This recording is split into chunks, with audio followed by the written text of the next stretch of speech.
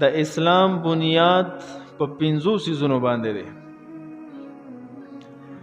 5 ارکان دي بنیادی د اسلام. په دې په وجه باندې انسان پیژندل کیږي چې او دا مسلمان دی. اولنې رکن اور بنیادی حکم چې انسان ته متوجه کیږي شهادت الله اله الا الله وان محمد رسول الله.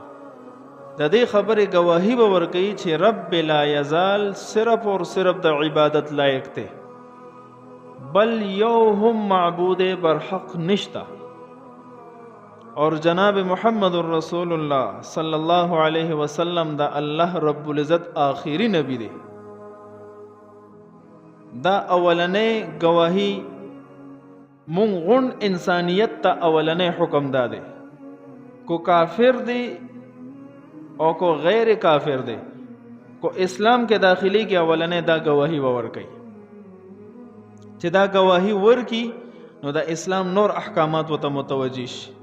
و اقام الصلاة، د موز اقامت پابندی، و ایتاء الزکاة، کو صاحب نصاب وی نو د زکات ادایگی دا په فرض. و صوم رمضان، عاقل بالغ وی صحتمند وی د روزو فرضیت پر رش د رمضان روزه.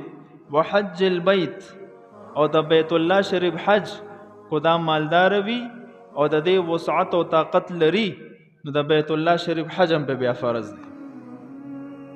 نو دا 15 احکامات دا د اسلام بنیاد دی.